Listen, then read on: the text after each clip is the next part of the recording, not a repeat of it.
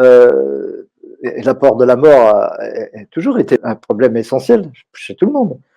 Mais c'est particulièrement important à notre époque parce que, étant donné qu'on est entré depuis quelques centaines d'années dans un cycle scientifique extrêmement tourné vers la matière, et donc vers le corps, et donc vers la croyance que l'homme ou l'esprit ou la conscience dépendent du corps et en découlent et sont un sous-produit du cerveau, etc. Cette approche-là, elle est récente. Et jusque-là, personne ne croyait vraiment que la mort était une fin.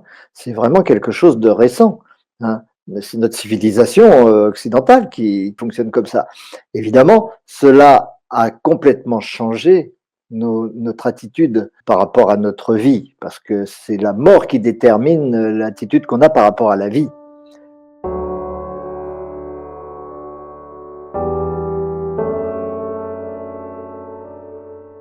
Si on a peur de la mort, on va vouloir vivre vite et tout posséder, tout exploiter et en profiter un maximum et après moi le déluge. Alors que si on sait que ce n'est qu'une étape dans une évolution et un passage et que bon, on continuera autrement, hein, n'est-ce pas? Parce que la plupart des civilisations dans le monde ont cru à la réincarnation, hein, ou y croient encore d'ailleurs. C'est très très peu de temps et très très peu de monde qui ne croit pas à la réincarnation. En réalité, c'est vraiment quelque chose qui semble aller de soi pour tout le monde.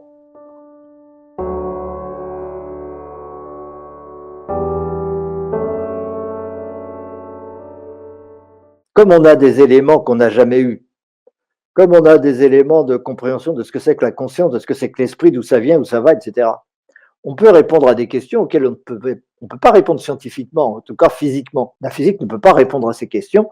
Il n'y a pas de physique de la conscience, il n'y a pas de physique de la mort, il n'y a pas de physique de l'esprit ou de la réincarnation, etc.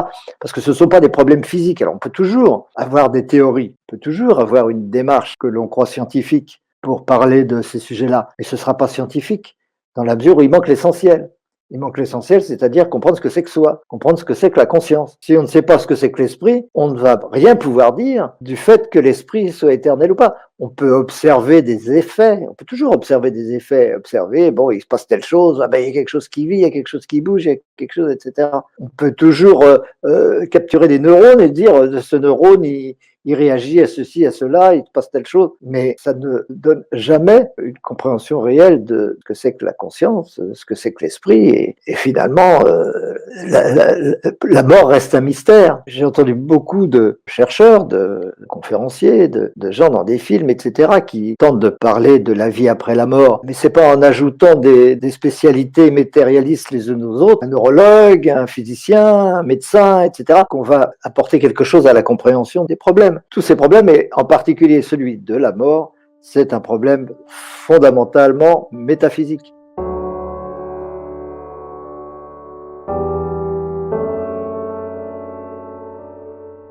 Dit comme ça, on peut penser que c'est une affirmation gratuite, que c'est une hypothèse, que c'est un postulat, mais pas du tout. C'est uniquement une conclusion certaine, une conclusion irrévocable, lorsque on a épousé une attitude épistémologique, scientifique, solide, qui n'est pas le cas de la physique. Utiliser la physique, l'observation du corps, l'observation des objets, l'observation de la matière, pour essayer de comprendre l'acte d'observation de la matière, pour essayer de comprendre la conscience, c'est voué à l'échec, évidemment. Ça n'a rien de rationnel. Ce qu'on veut, c'est être rationnel, parce que si on n'est pas rationnel dans un domaine où on ne peut pas se permettre de faire des hypothèses, parce qu'on ne peut pas les vérifier, on ne peut pas mourir et puis revenir pour dire, ben voilà ce qui s'est passé.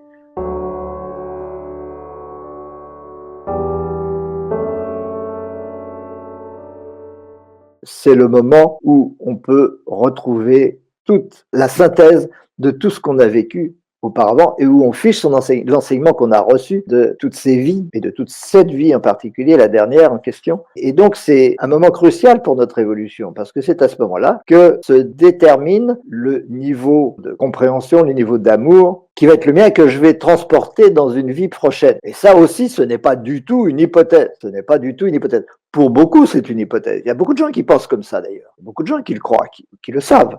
Mais ils ne savent pas pourquoi. Et donc, ce n'est pas communicable. Quand on connaît des choses par expérience ou par intuition, etc., et qu'on veut les transmettre à nous, on ne veut pas puisque si les autres sont purement tournés vers les preuves matérielles, eh ben, ils vont demander des preuves de matériel. Mais si vous demandez des preuves matérielles à quelque chose qui n'est pas matériel, vous n'aurez aucune preuve.